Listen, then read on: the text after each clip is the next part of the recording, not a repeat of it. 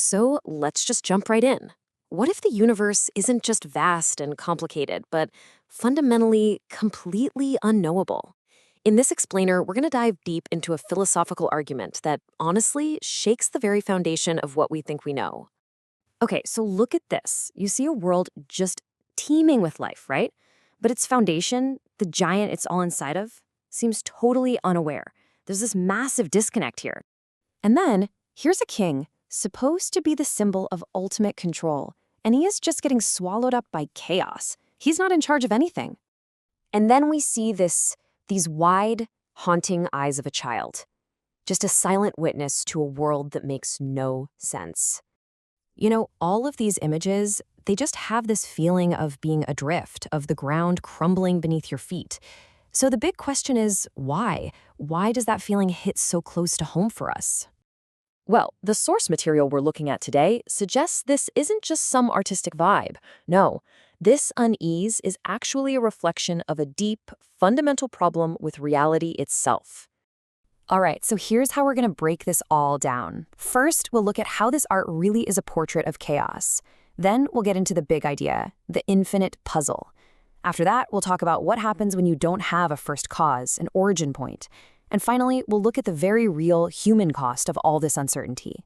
Okay, so let's start with what these artworks are really telling us. They're not just random chaotic images.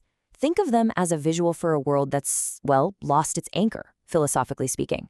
They capture that feeling, that gut punch of what it's like to exist when you don't have a clear sense of meaning.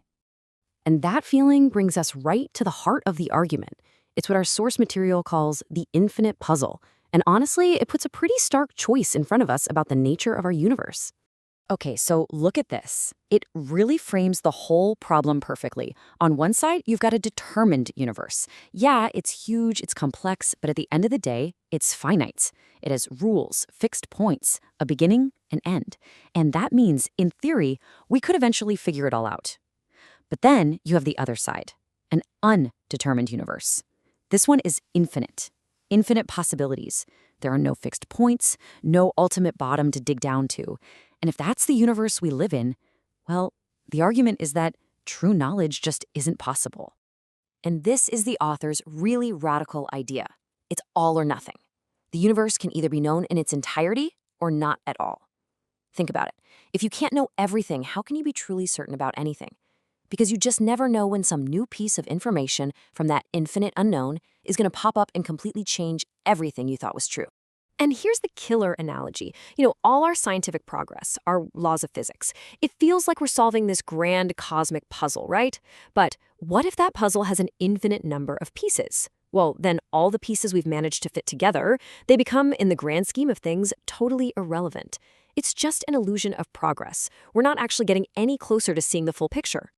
And this image, wow, it just illustrates that idea perfectly. I mean, imagine trying to build this thing. It's a tower of knowledge with no foundation and no ceiling, just stretching out forever into this unknowable infinity. It's the perfect metaphor for trying to build certainty in a universe that might not have any. So if the universe really is this infinite puzzle, the consequences are, well, they're staggering. And the first thing to go, maybe the biggest casualty, is the idea of a first cause, a definitive beginning to everything. Just think about it for a second. In a truly infinite system, how can there be a single starting point? It's impossible.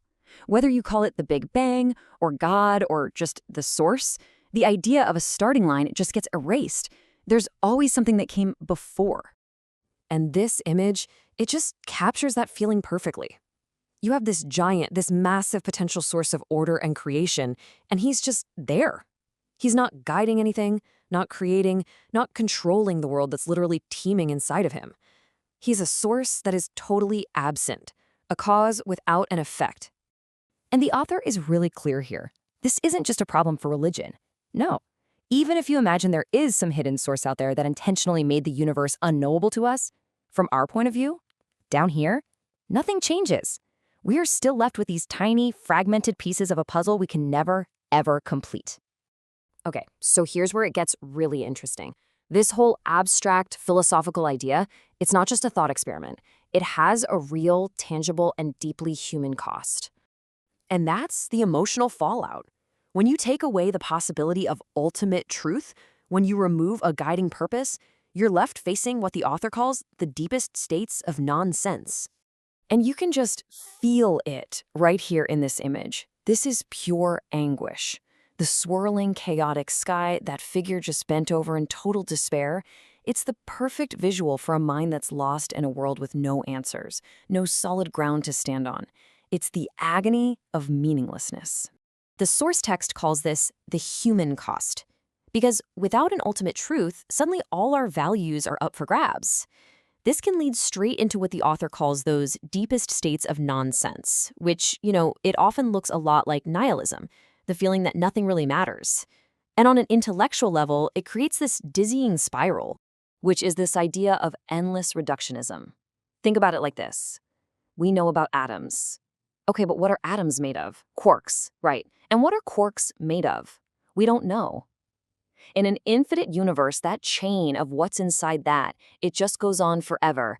Every answer just opens up another, deeper question.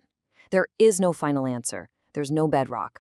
And that's exactly why this matters to every single one of us, not just philosophers sitting in a room somewhere. The powerful king, the innocent child, they are equally lost in this storm. When you're facing an infinite, unknowable reality, big concepts like power and innocence, they kind of lose their meaning, don't they? They just don't have solid ground to stand on anymore. Which leaves us with the final and maybe the most important question of all. If the universe doesn't just hand us an ultimate truth or a pre-made purpose, if we really are on our own in this infinite puzzle, then how in the world do we create meaning? How do we build a life worth living on ground that is forever shifting right under our feet?